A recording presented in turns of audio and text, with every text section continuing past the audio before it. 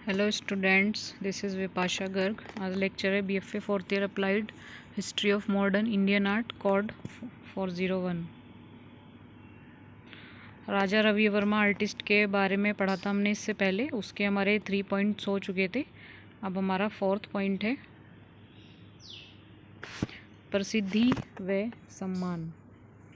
राजा रवि वर्मा का यह एक सुखद संयोग ही था कि एक और इन्हें राज परिवार का संरक्षण प्राप्त था, वहीं दूसरी ओर युवा अवस्था से ही इन्हें प्रसिद्धि व पैसे की प्राप्ति हुई।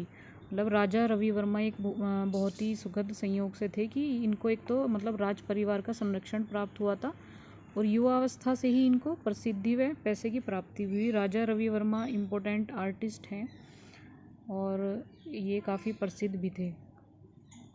सन 1873 ईस्वी में चेन्नई शिल्पशाला के अधिष्ठाता चेस्टमट त्रावणकोर आए।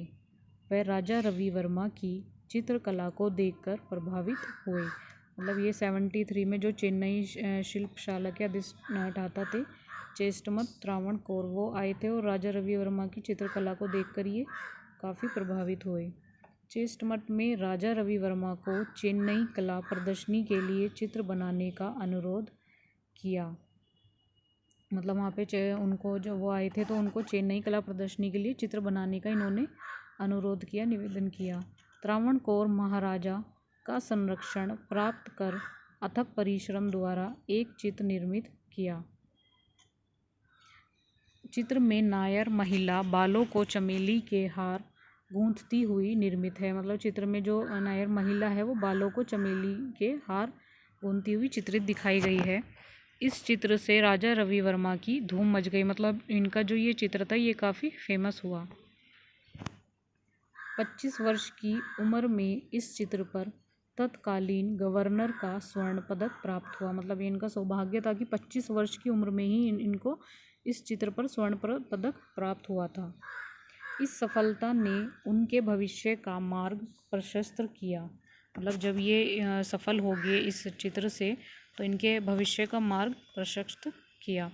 उनकी इस कृति ने वियना की अंतर्राष्ट्रीय कला प्रदर्शनी में योग्यता प्रमाण पत्र भी प्राप्त किया। मतलब अंतर्राष्ट्रीय कला प्रदर्शनी में इन्होंने प्रमाण पत्र भी प्राप्त किया था इस कृति के थ्रू। इसके पश्चात 1880 ईस्वी में पुणे प्रदर्शनी का गायकवाड़ स्वर्ण पदक व सन 1904 ईस्वी में ब्रिटिश सरकार का कैंसर ए हिंद मेडल उल्लेखनीय है। ये इम्पोर्टेंट लाइन है। 1880 में पुणे की प्रदर्शनी में इन्होंने गायकवाड़ स्वर्ण पदक और 1904 में कैंसर ए हिंद मेडल उल्लेखनीय है। इसके उपरांत ही वे रवि वर्मा से राजा रवि वर्मा कहलाए। मतलब इसके दौरान ही वे रवि वर्मा से राजा रवि वर्मा कहलाए। 1901 ईस्वी में रवि वर्मा उदयपुर दरबार के निमंत्रण पर उनके यहाँ गए तथा कुछ अन्य चित्रों के साथ उन्होंने वहाँ महाराणा प्रताप का भी एक सुंदर व्यक्ति चित्र बनाया। बाद में उन्होंने मैसूर के जगमोहन महल हेतु पौराणिक आख्यानों पर आधारित कुछ चित्र बनाए। जाहिर है कि ऐसा करते हुए उन्होंने पर्याप्त धन अर्जित किया। अब है नेक्स्ट इनका कला कार्य।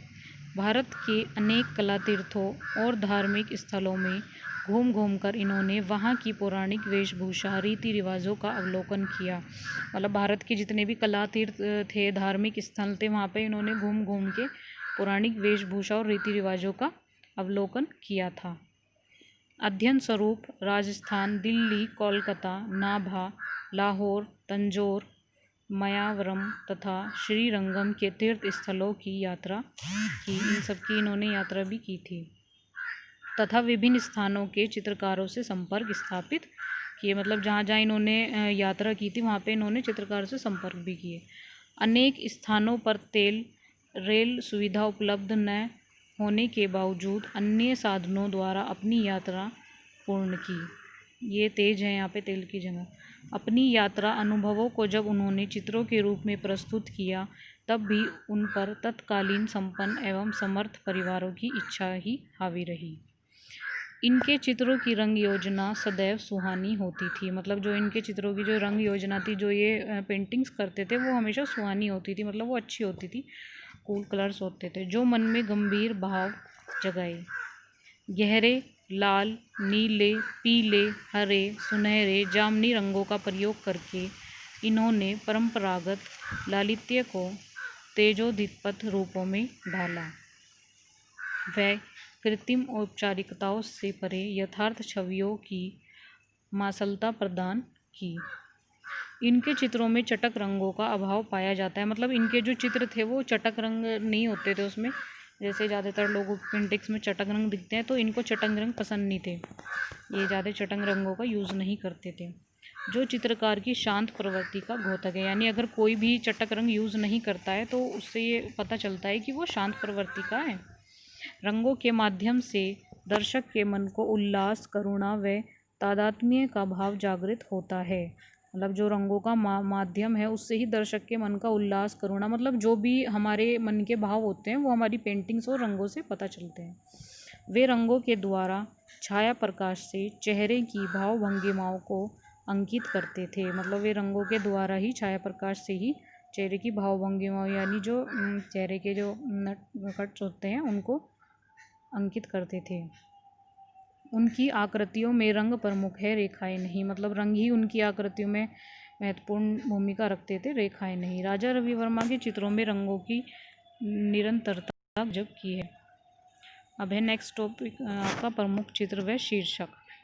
उनके प्रमुख चित्रों में उषा, अनिरुद्ध, दुष्यंत, शकुंतला की छवि चित्रों का चित्रण, राम द्वारा समुद्र का मानभंग, सत्यवादी हरिश्चंद्र, श्री बाल कृष्ण और बलराम, दूत के रूप में श्री कृष्ण, रावण और जटायु, मत्स्यगंधी, सीता हरण, भीष्म प्रतिज्ञा, दरिद्रता, द्रौपदी, सरस्वती, श्रृंगार, मेनका, महेंद्र, हंस और महिला, गंगा, शांतनु, सागर, जलाशय, कुलीन महिला, भिकारी, बाला, प्रस्थान, गरीबी, पक्षी दूत, चांदनी रात में पनघट से लौटते हुए, उदयपुर का किला, साधु और मेनका, सेवानिवृत्त सिपाही, वामन अवतार, महिला और दर्पण, भिक्षुणी तथा भारतीय ऐतिहासिक पौराणिक घटनाओं पर अनेक सुंदर चित्र शामिल हैं। मतलब ये सब इनके चित्र ही हैं, ठीक है। साथ ही तत्कालीन राजा महाराजाओं के अनेक व्यक्ति चित्र उन्होंने बनाए। मतलब उन्होंने ज़्यादातर जो उनके भारतीय चित्र थे वो पौराणिक घटनाओं पर थे, और राजा महाराजाओं के व्यक्ति चित्र भी उन्होंने बनाए थे, यानी पोर्ट्रेट भी उन्होंने काफ़ी बनाए थे राजा महाराजाओं के। विषय शीर्षक के अतिरिक्त राजा रवि वर्मा ने नारी चित्रों में विशेषकर केरल की नारियों का चित्रण किया। मतलब जो भी उन्होंने नारी चित्र जो बनाए थे उसमें ज़्यादातर केरल की नारियों का चित्रण किया था इन्होंने, जिन्हें देखकर सौंदर्य आवश्यक है, लेकिन सौंदर्य को वे अपने चित्रों में नहीं उतार पाए।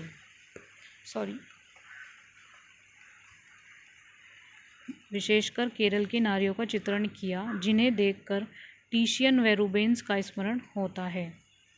मतलब टिशियन और रूबेंस ये आर्टिस्ट ही हैं जो वो नारियों के चित्रण बनाते थे। गंगा अवतरण, विराट का दरबार, मंदिर के द्वार पर भीख देते हुए माँ और बच्चा आदि अनेक क्षेत्रों में से जनरुचि को परिचय दिया है। चित्र संग्रह। राजा रवि वर्मा के चित्रों को जगमोहन महल, चेन्नई संग्रहालय, राष्ट्रीय आधुनिक संग्रहालय, उदयपुर के राजमहल, मैसूर का सालारगंज म्यूजियम व केरल के निजी भवनों व हवेलियों में देख सकते हैं। जो इनके चित्र हैं वो यहाँ पे सब आप देख सकते हैं। आलोचना। अपनी विशिष्ट यथार्थवादी चित्र शैली के माध्यम से राजा रवि वर्मा ने सौंदर्य का सर्जन अवश्य किया, लेकिन सौंदर्य को वे अपने चित्रों में नहीं उतार पाए। वह एक कला प्रवण, परिश्रमशील, सिद्धहस्त भारतीय चित्रकार थे। मतलब वो परिश्रमशील भी थे और सिद्धहस्त भी थे, जिन्होंने अपने चित्रों के विषय को, भारतीय कला रूप को पौराणिक प्रसंगों व नारी सौंदर्य के विविध आयाम तक ही सीमित रखा।